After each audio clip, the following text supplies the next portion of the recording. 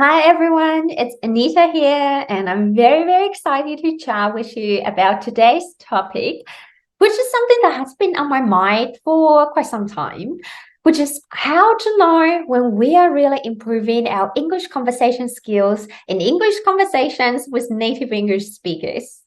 So, on one of my group coaching calls last week, a student mentioned they feel like there were times when they were really killing it and feeling the flow in a conversation with native English speakers, right? Where you just feel like, oh, the conversation is going so well and it feels so effortless, right? And it's such a nice feeling. But there have also been times where conversations can feel like a real struggle. It can feel like a struggle just to keep the conversation going. And why is that? Even when you feel like you're doing everything right. Why is that? Right? So in situations like this, it can easily feel like we're taking one step forward and two steps back.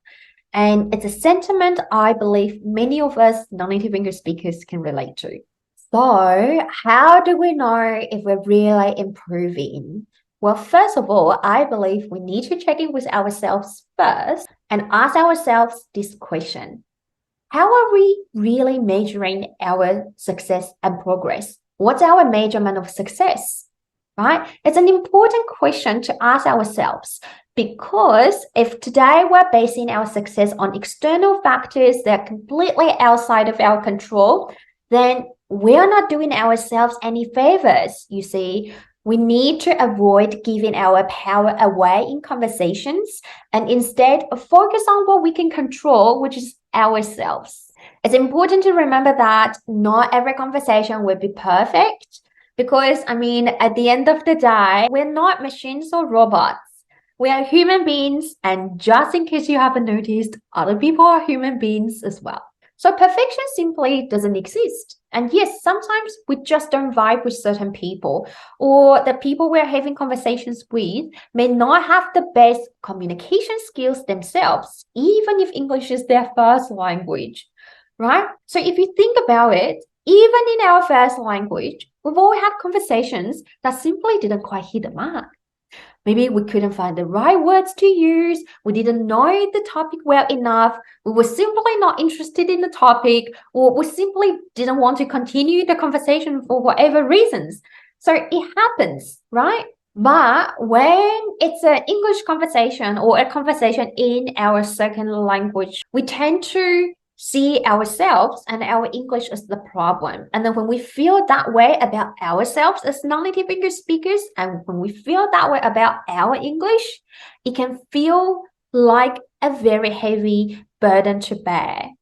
Which is why I think it's important to remember that conversation is a two-way street. It's not just up to us to carry the weight of communication. It's a shared responsibility, and we need other people in a conversation to collaborate with us and help us achieve our shared communication goals.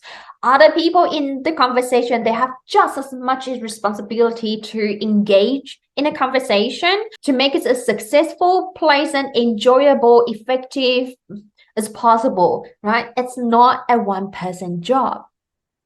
So if you're feeling like your English conversation skills aren't exactly where you want them to be, take heart. You're not alone and you're not the problem. With practice, patience, and collaboration with others, you will get where you want to be. So if you want support to make that happen, my group coaching program, Transformation 360, is there for you, created by me to help non-native English speakers to become their most confident and authentic selves in English without the pressure to perfect your English.